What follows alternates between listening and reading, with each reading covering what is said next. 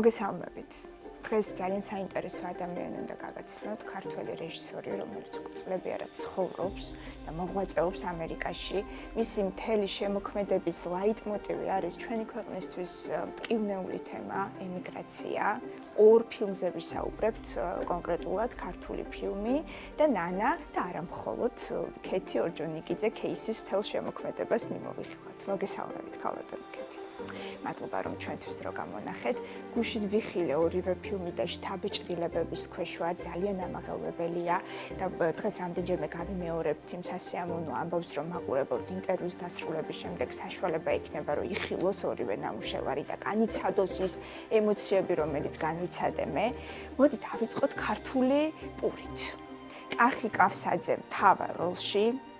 მიუხედავად იმისა, რომ კახი კავსაძის ვირტუოზული შესრულება არაერთხელ მინახავს და ვიცით, რომ მისი შემოქმედება გაჯერებულია ბევრი ძალიან მნიშვნელოვანი და საინტერესო ფილმით, ვფიქრობ, ეს არ არის მხოლოდ ჩემი აზრი, ასე მგონია, რომ ამ ფილმში ის არის მონუმენტური.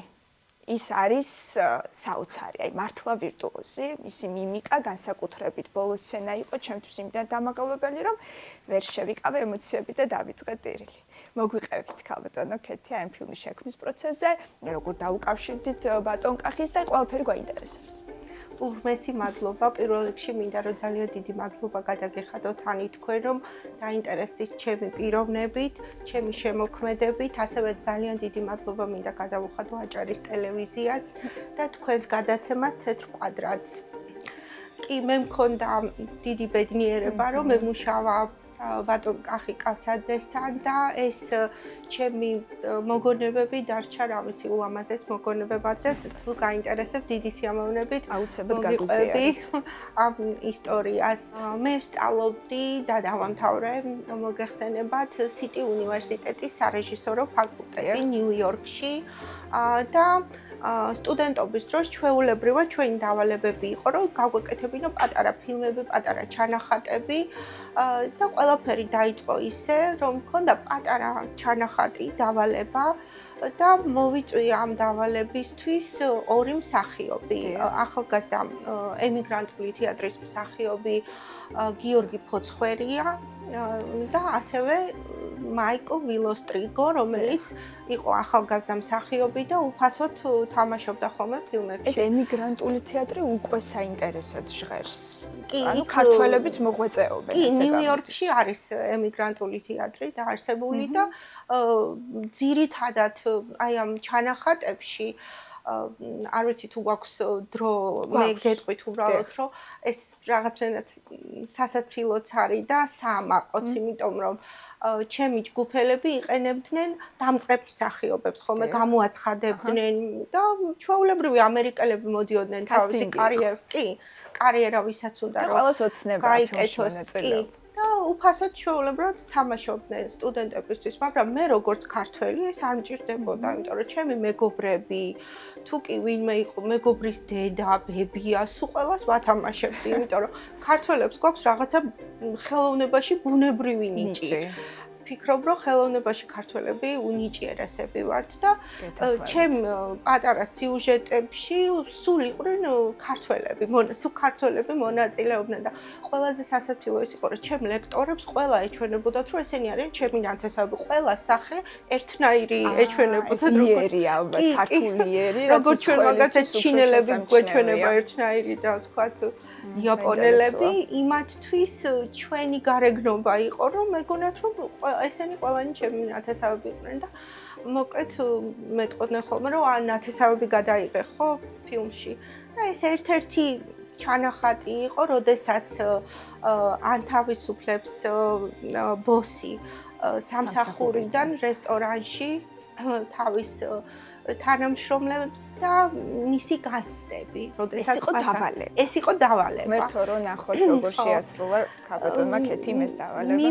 მივიტანე ეს პატარა ჩანახატი და რომ დამთავრდა გაკვეთილი, ჩემი პროფესორი მეძახის რომ გამოცხადდი ჩემთან კაბინეტში. მივედი და მითხრა ქეთი შენ ეს ფილმი აუცილებლად ახლიდან უნდა გადაიღო, მე მოვიხიბლე აი ამ ჩანახატით. ოღონდ ჩვენ დაგეხმარებით ყველანაირად ფაკულტეტი, მოგცემთ ტექნიკას, ყველანაირად მე თვითონ დაგეხმარები მონტაჟში. უბრალოდ ის ადამიანი უნდა იყოს უფრო ასაკოვანი. უფრო ასაკოვანი. იმიტომ რომ ახალგაზრდა ბიჭი იყო ის. ხო და რადგან აი ასეთი შეფასება, რადგან ასეთი შეფასება მიიღო ჩემმა ჩანახატმა, გადავწყვიტე რომ რატომაც არა გადავიღებ მოკლემეტრაჟი ამ ფილმს, ქართულ პურს და ეხლა ვფიქრობ ვინ მოვიწვიო ამ როლზე. და მე უცბად გამახსენდა ერთი გოგონა, რომლის გვარი სახელია ლესია კალენსკა და ჩვენ სასიქადულო რეჟისორთან ლევან კოღუაშვილთან ერთად სწავლობდა NYU-ში სარეჟისოროზე. და მან გადაიღო ბატონი კახი კავსაძე თავის სადიპლომო ფილმში. და ესეთი იდეა მომივიდა, რომ თუ ლესიამ გადაიღო ბატონი კახი კავსაძე, იქნებ მე შეძლო რომ ბატონი კახი კავსაძე და ესეთი ფაქტურად თავხედური აზრი მომივიდა თავში და სასწრაფოდ დავრეკე ჩემ მეგობართან ნინო ჩუტკერაშვილთან მე გვარის სახელებს ვამბობ, იმიტომ რომ ყველაფერი რასაც ვაკეთებ, მეგობრების დახმარებით ვაკეთებ და ნინომ სასწრაფოდ გამიგო ბატონი კახის ნომერი და გავკადნიერდი და ნიუ-იორკიდან დავურეკე ბატონ კახის. ვუთხარი ჩემი პროექტის შესახებ, რა თქმა უნდა, განვიცდი, მაინტერესებს რას მეტყვის ბატონი კახი და არის სამარისებული სიჩუმე. ალბათ გაგრძელდა ეს პაუზა რაღაცნაირად და უცბად მეუბნება ბატონი კახი. ვიღაც უკრაინელს დავეხმარე და შენ არ დაგეხმარები, იმ ხელაზე იყვირავ. და ამოვისმენთ. თან ალბათ ნარატივით, ფილმის ნარატივით იქნებოდა მისთვის ძალიან ამაღელვებელი. კი, როდესაც წაიკითხა მან სინოფსისი, გადავეცი და შემდეგ სცენარი, ის ძალიან სიმპათიით განიმსჭვალა თავისი მოქმედი პირისადმი და მე ეს ყველაფერი დაიგეგმა და ბატონი კახი ჩამოვიდა ნიუ-იორკში და ეს იყო უკვე მეორე სერია, ასე ვთქვათ, ჩვენი ურთიერთობის უკვე იქ რა მოხდა, როდესაც ბატონი კახი გვაინტერესებს მეორე სერია. ჩამოვიდა ბატონი კახი. ჩამოვიდა ბატონი კახი ნიუ-იორკში, მე მაშინ გარეუბანში ვცხოვრობდი და ჩემმა მეგობარმა ირმა გაჩეჩილანძემ დაგვითმო ნიუ-იორკში 2 კვირა თავისი ბინა და ვცხოვრობდით ერთად მე ბატონი კახი და ჩემი გოგონა, რომელიც მაშინ პატარა იყო. და ძალიან კარგად გავიცანით ერთმანეთი პიროვნულად და არ ვიცი, ეს იყო საოცარი 2 კვირა ჩემს ცხოვრებაში, რადგან ბატონი კახისთან ურთიერთობა იყო, რა ვიცი, ძალიან დიდი გამოცდილება ცხოვრებისეული. ვფიქრობ იმას, რომ მე ვიყავი ახალგაზრდა დამწყები რეჟისორი, უსახელო. და ჩამოდის ეს ბუმბერაზი მსახიობი, რომელსაც უკვე 82 ფილმში იყო, მე მგონი ნათამაშები. საკულტო მსახიობი. მაგრამ წარმოიდგინეთ, მისი მუშაობის სტილი იყო საოცარი, იმდენად თავმდაბალი ადამიანი იყო. ყველაფერს მეკითხებოდა, მას არასოდეს არ უთქვამს, რომ იცი რა არის, მე ვიცი. კი, მე ვიცი, მე გამოცდილება მაქვს, მე ცნობილი ვარ, არა, ყოველთვის მეკითხებოდა, ქეთი ეს როგორ გავაკეთო, ქეთი ეს რას ნიშნავს. მე ყველაზე უნიკალური ამ ფილმში ის იყო და ჩემი პროფესორით მაგით მოიხიბლა, რომ ეს ფილმი მიმდინარეობს ორ ენაზე. კახი ლაპარაკობს ქართულად ყოველთვის და ამერიკელი ბიჭი ლაპარაკობს ინგლისურად, ხო. და შეიძლებოდა კახის უბრალოდ ეკითხა, რომ რას ამბობს. ის დანარჩენი თვითონ როგორ უნდა შეესრულებინა, რა მინდოდა მეთქვა ამ ფილმით, ყველაფერს მეკითხებოდა და საოცარი თვისებები გამოავლინა მან ადამიანური, არა მარტო ის რომ ბუმბერაზის პროფესიონალია, ხო, არამედ ადამიანური თვისებები. აი ეს მთავარი სათქმელიც ვთქვათ ფილმის, რა თქმა უნდა, ყველაფერი წინასწარ არ გავამხილოთ, მაყურებელს ექნება სიამოვნება რამდენიმე წუთში იხილავს ფილმს. რა იყო მთავარი ნარატივი, მთავარი ტკივილი, რაც ჩააგსოვეთ როგორც ემიგრანტმა? როგორც ემიგრანტმა მთავარი ტკივილი ამ ფილმში ჩავაგსოვე. ვფიქრობ, რომ ჩვენ შეიძლება მაშინ ასე ვფიქრობდი და ალბათ დღესაც იმაზრზე ვარ, რომ ჩვენი ღირსება არ დავკარგოთ. აი, ჩვენ შეიძლება წავიდეთ, შეიძლება დავალაგოთ, შეიძლება მოვუაროთ ვიღაცას, გავხეხოთ. ავაშენოთ, მაგრამ ჩვენი ღირსება არ დავკარგოთ და ჩვენი თავი არ დავკარგოთ. ჩვენი ხო და აი ეს კაცი, რომელიც ჭარმაგი არის უკვე, არ არის ეხლა პატარა ბიჭი, აცხობს მთელი ცხოვრება პურს, თაობები ამბობს, რომ ჩემი წინაპრებიც პურს აცხობენო, აგრძელებს ამ ტრადიციას ბატონი კახის პერსონაჟი. დიახ, ეს მისთვის უფრო მნიშვნელოვანი, იმაზე მეტია, ვიდრე უბრალოდ საქმე, რომლითაც შემოსავალი აქვს, არის მის იდენტობას. კი, და აი თავის ღირსებას უფრთხილდება, თავის ღირსებას ინახავს და თავის პროფესიას უფრთხილდება. ამიტომ მე ვფიქრობ, რომ რა ვიცი, მარტო ფული არ არის მთავარი. მე ვფიქრობ, რომ მთავარია, რომ ჩვენ არ დავკარგოთ ჩვენი ღირსება, სადაც არ უნდა წავიდეთ დედამიწის. აქაც საქართველოში და საქართველოს ფარგლებს გარეთ. ასეთ ფრაზას ამბობს ბატონი კახის პერსონაჟი, არ ვიცი რამდენად სუსტად მოვახდენ ციტირებას, თუმცა შინაარსი ეს არის. ანუ ქართველ ბავშვებს აქ დაბადებულებს არ ექნებათ საშუალება ქართული პური ჭამონ, გასინჯონ და ბუნებრივია მეტაფორულად ამაში იგულისხმება სწორედ ეს იდენტობის შენარჩუნება. თქვენ იქ ცხოვრობთ უკვე წლებია, შვილი ემიგრაციაში გააჩინეთ, იქ გაიზარდა, ხო? მართლაც არის ეს გარკვეული საფრთხე, როდესაც ბავშვი იქ იბადება, გაურებულია ორ სამყაროს შორის, იქ ენის ფაქტორიც არის, ვერ ხვდება რომელ ენაზე ისაუბროს. როგორ უნდა შეუნარჩუნოთ თან ეს იდენტობა ქართული და თან ადაპტირდეს იმ გარემოში, სადაც დაიბადა და გაიზარდა. ვფიქრობ, მათთვის ეს საკმაოდ რთული გზაა. და მშობლებისთვის განსაკუთრებით. ეს არაჩვეულებრივი კითხვა, მადლობა, რომ ეს კითხვა დამისვით. და ძალიან დროული კითხვა არის, განსაკუთრებით მე ამ საკითხზე ძალიან დიდი ხანია ვფიქრობ და მუშაობ, ასე ვთქვათ. როგორ უნდა შევინარჩუნოთ, რომ ქართველობა არ დაიკარგოს. სანამ მე მეყოლებოდა ბავშვი და საერთოდ სანამ გავთხოვდებოდი, სხვათა შორის ჩემი ფილმებიდან გავიცანი ერთი რეჟისორი, რომელიც სახლში მეპატიჟებოდა ხოლმე სახლში და მას ყავდა იაპონელი მეუღლე ამ რეჟისორს კაცს. ბიჭს მაშინ. ხო და ხედავდი, რომ მისი შვილი შემოვიდოდა ოთახში, როდესაც ჩვენ მქონდა სადილი ან რაღაც ლაპარაკობდით, საუბრობდით და დედას ელაპარაკებოდა იაპონურად და მამას ელაპარაკებოდა ინგლისურად და მაშინ დავინტერესდი, შევეკითხე, რომ ეს როგორ ხდება ასე, იმიტომ რომ ჩემი გამოცდილება იყო, რომ ეკლესიაში რომ მივიდოდი, ქართველები, პატარა ბავშვები ძირითადად უკვე ინგლისურად ლაპარაკობდნენ და ძალიან გული მტკიოდა ხოლმე. ხშირად შენიშვნებსაც ვაძლევდი მშობლებს, სხვათა შორის რო არ მოვიტყუო და რაღაცნაირად მე მგონი ზოგი აგრესიულადაც იყო ხოლმე ჩემს მიმართ განწყობილი, მაგრამ ეს რაღაცნაირად გულს მისყავდა. მე ვფიქრობდი, რომ კარგავთ ჩვენ ქართველებს. და ამ იაპონელებს მოგეხსენებათ, როგორ უყვართ თავისი კულტურა და როგორ იცავენ და ამ გოგომ მითხრა მისმა მეუღლემ, არასოდეს არ დაელაპარაკოთ შენ შვილს ინგლისურად, იმიტომ რომ რა წუთში შვილს დაელაპარაკები ინგლისურად, ის უკვე სხვა ენაზე აღარ დაელაპარაკებს. გადის წლები, 2008 წელს მე გავაჩინე ნათია, ჩემი გოგონა. რა თქმა უნდა, გამახსენდა იმ გოგოს დარიგება, იაპონელი გოგოს პატრიოტი იაპონელის დარიგება და იმის მერე არასოდეს ჩემ ნათიას არ დაველაპარაკე ინგლისურად. ყოველთვის ველაპარაკებოდი ქართულად, მიუხედავად იმისა, რომ ჩემი მეუღლე არის ამერიკელი.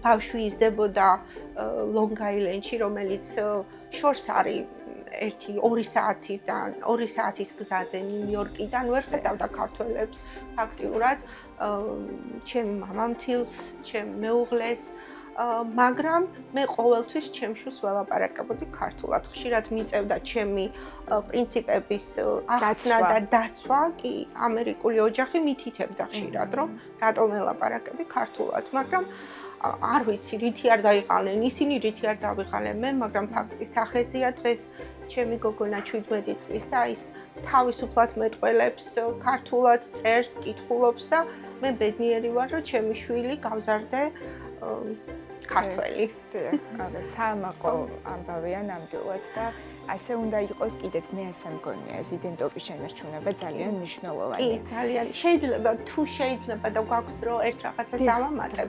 ამასთან დაკავშირებით, იმიტომ რომ ძალიან მნიშვნელოვანი არის და მე მინდა მადლობა გადავუხადო ქართული კულტურის ცენტრებს.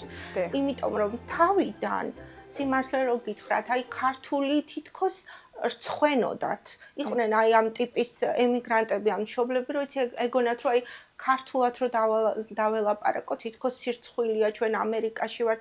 აი დაარსდა ქართული ცენტრები და თქვენ წარმოდგენა არა გაქვთ, იმიტომ კი არა ერთ-ერთ ცენტრში მაგალითად Dancing Crane-ში მე თვითონ მუშაობდი ბავშვებთან 12 წელი ფაქტიურად. წარმოდგენა არა გაქვთ, როგორ შეიცვალა შეხედულება და ცნობიერება. ძალიან ბევრმა ბავშვებმა ისწავლეს ქართული, ძალიან ბევრი ცეკვავს ქართულს, ძალიან ბევრი მეტყველებს ქართულად და ძალიან ბევრი გეგმავს, რომ საქართველოში დაბრუნდეს და ცხოვრება გააგრძელოს თავისი წინაპრების მიწაზე. ასე რომ ძალიან დადებითად შეიცვალა ეს პრობლემა. კონკრეტულად ისევ ცენტრის საქმიანობას დავუბრუნდეთ, მოდით ეს თემა გავშალოთ. კონკრეტულად რა ტიპის ღონისძიებებს ატარებს ცენტრი და თქვენ როცა საქმიანობდით, რა ინიციატივები გქონდეთ? კი, ცენტრში მე მიმიყვანა ცუცა კაპანაძემ. ცენტრში მე მიმიყვანა ცუცა კაპანაძემ ჩვენმა უნიჭიერესმა ქალბატონმა და მე ჩამაბარეს რომ გადამეღო პატარა ფილმები ბავშვებთან რა თქმა უნდა ქართულად. და მე წლების მანძილზე ვდგავდით პატარა ფილმებს საქართველოს ისტორიაზე, თქვათ იქ ფოლკლორზე, სხვადასხვა თემებს წერილებზე, კი, ბიოგრაფიებზე. და მე თვითონ ახლა სცენარებს მე თვითონ ვადგენდი და ბავშვებს ვათამაშებდი, ასე ვთქვათ, თამაშობდნენ ბავშვები და ასრულებდნენ ქართულად.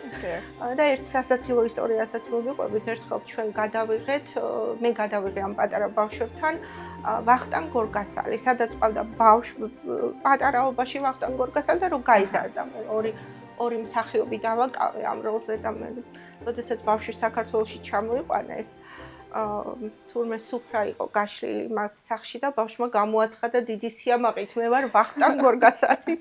შვენიერი ამბავია. ხო, დაჯობია. კი, ჩემმა მოსწავლეებმა ბევრი რამე შეისწავლეს საქართველოს ისტორიიდან თუ თვითონ ლიტერატურიდან და რა ვიცი, ძალიან ღირსეული ბავშვები გაიზარდნენ, ახლა ზოგი უკვე კოლეჯშია, მაგრამ ქართული ყველა მეცის ამჟამად. ქალბატონ ცუცაზე ვისაუბროთ ვცვლად და ამასთან ბუნებრივია მეორე ფილმზე. ფილმს ქვია ნანა. ამ შემთხვევაში ჟანრობრივი ექსპერიმენტიც გაქვთ გაკეთებული, ეგ რაღაც საშინელებათა ფილმის მოტივებიც ძალიან საინტერესო და კონცეპტუალურად არის ჩასმული ფილმში და შთამბეჭდავია. ეს ჟანრით განსხვავდება წინა ფილმისგან, მაგრამ როგორც უკვე ვთქვით, ლაიტმოტივი არის ემიგრაცია. ქალბატონი ცუცა კაპანაძე თამაშობს მთავარ პერსონაჟს შესანიშნავად და ძალიან ავთენტურად.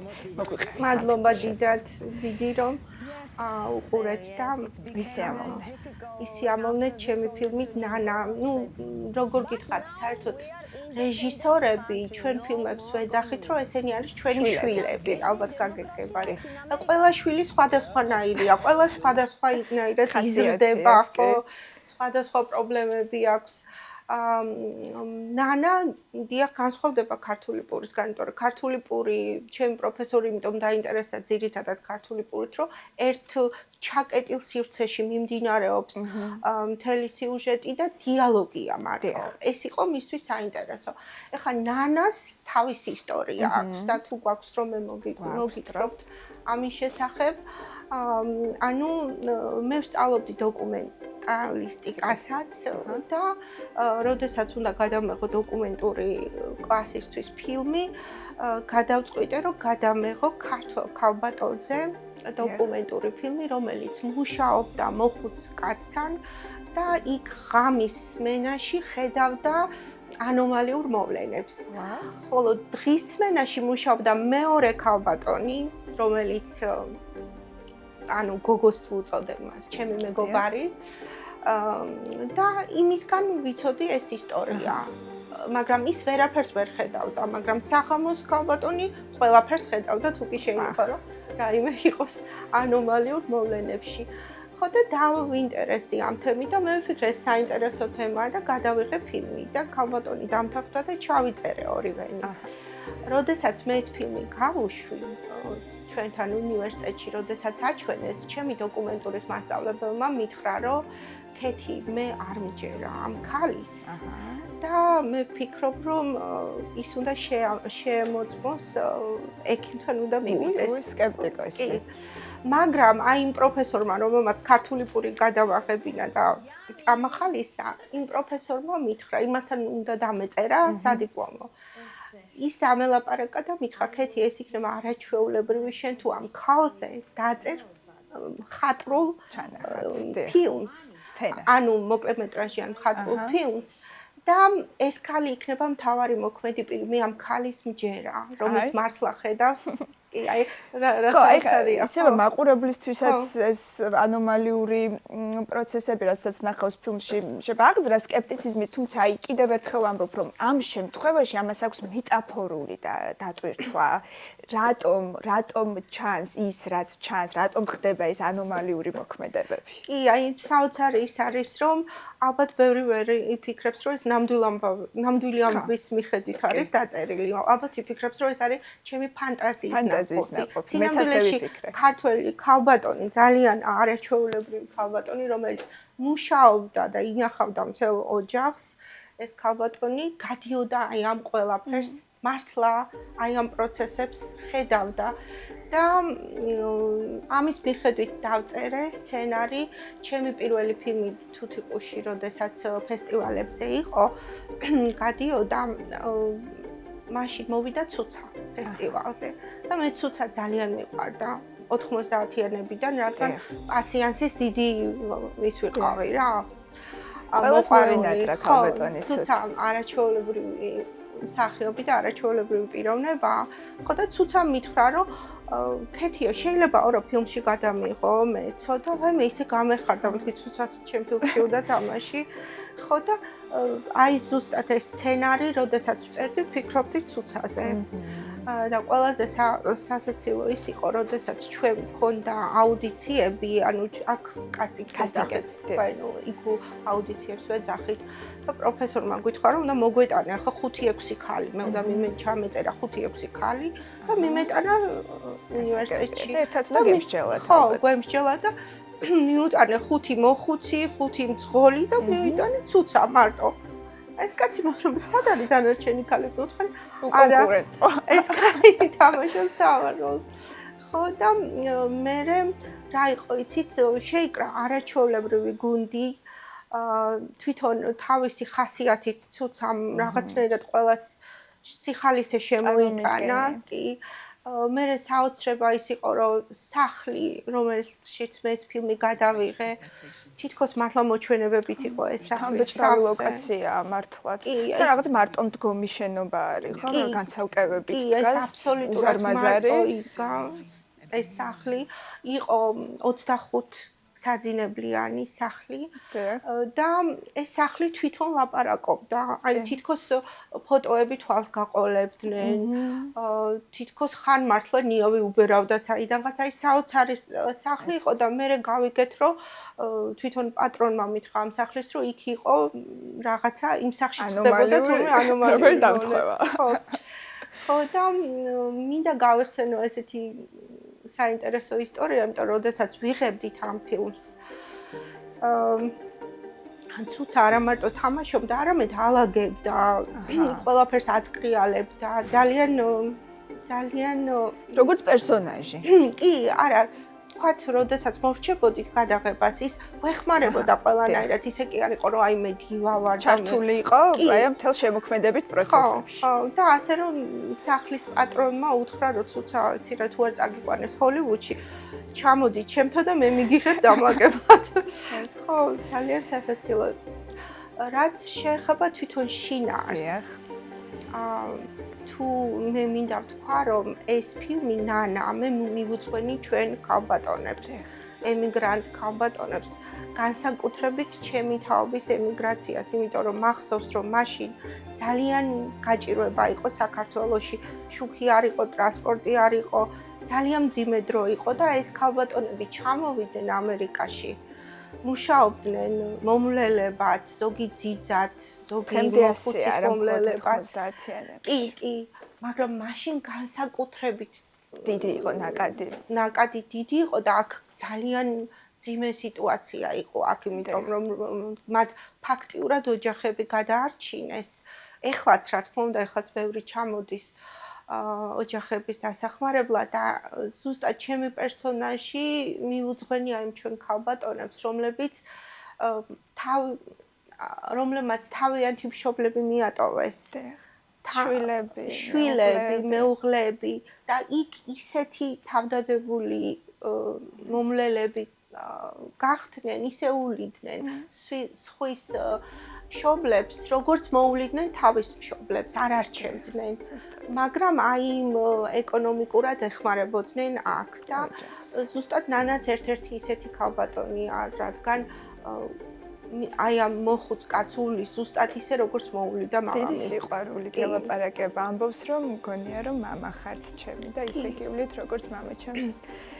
მოვუვლიდი ძალიან ამაღელვებელი ახლა რომ ახსენდება ეს სიუჟეტი თან პარალელურად ესეთი მონტაჟის მანერა არის ამ შემთხვევაში ვხედავთ მის ოჯახს, ვხედავთ იმ ადამიანებს, რომლებიც მიატოვა და მიუხედავად ამისა ეს ქალბატონი ახერხებს და აი ცხოვრების მიმართ პოზიტიურ დამოკიდებულებას ინარჩუნებს. აი ეს ენერგია აქვს და ესეც რაღაცა გადამდებია მაყურებლისთვის, როცა ამას ხედავთ. გონია რომ ქალბატონიც უცაც ასეთი არის. დიახ, აი ძალიან, რა ვიცი, აღფრთოვანებული ვარ თქვენი შეკითხვებით, იმიტომ რომ ჩემი პირველი პროფესია ჟურნალისტიკაა და ძალიან მომწონს თქვენი შეკითხვები. აბსოლუტურად გეთანხმებით, იმიტომ რომ ჩვენი ქალბატონები ყველა ქალბატონი გავაერთიანე მე ნანას სახეში. სხვათა შორის ზუსტად ასე არიან.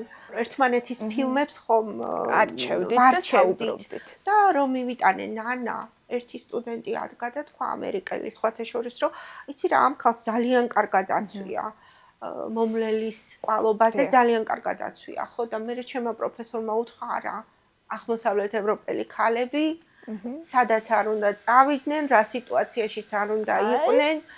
ისინი ყოველთვის წაისმევენ პომადას, ისინი ყოველთვის ფორმაში არიან, იმიტომ რომ პოლონური ძირი ქონდა ჩემ პროფესორს და იცოდა და უთხრა, არა, აი ასე უნდა ზუსტად ის არის, რაც არის და მართლა ჩვენი ქალბატონებიც აი ალბათ სოციალური ქსელით ადევნებთ თვალყურს, რომ მართლა საოცრება არის, რომ ეს ქალბატონები შრომობენ, უვლიან, რა ვიცი, წმენდავენ, ხეხავენ და შემდეგ გამოიპრანჭებენ, გამოვლენ, გადაიღებენ ფოტოებს და ინარჩუნებენ აი ამ თავის ქალურ თვისებებს, რაც მისასალმებელია. ნამდვილად გმირები არიან ეს ქალბატონი. კედი, მესამე ნამუშევარზე გვიამბეთ, რომლის შექმნის პროცესში ხართ და ამით იკვრება ტრილოგია, ხო? დიახ. კი, ჩემი სურვილი იყო, რომ ყოფილიყო ტრილოგია. ქართული პური, ნანა და დაბრუნება. და დაბრუნება გადავიღე 7 წლის წინ, 7-8 წლის წინ, ასე. მაგრამ რა ვიცი, გამიჯანჯდა. როგორც წეხარო ვილაპარაკე, ხო ვილაპარაკე, ყველა ფილმს აქვს თავისი ბედი. ზუსტად. ყველა თავის განსხვავებულად ვითარდება და რა ვიცი, დაბრუნებას ისეთი ბედი ქონდა, რომ ვერ დავამთავრე და დაიდო თაროზე.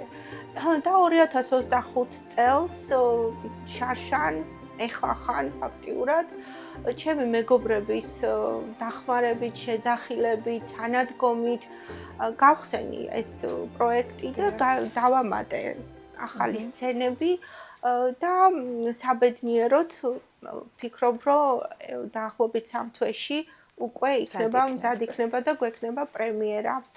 ცოტა რომ გვიამბეთ შინაარსიც. დაბრუნება უკვე საინტერესოდ ჟღერს და რაღაც ოპტიმისტურად. საინტერესოდ და მე ვფიქრობ, რომ ძალიან აუცილებელი სიტყვებია დაბრუნება.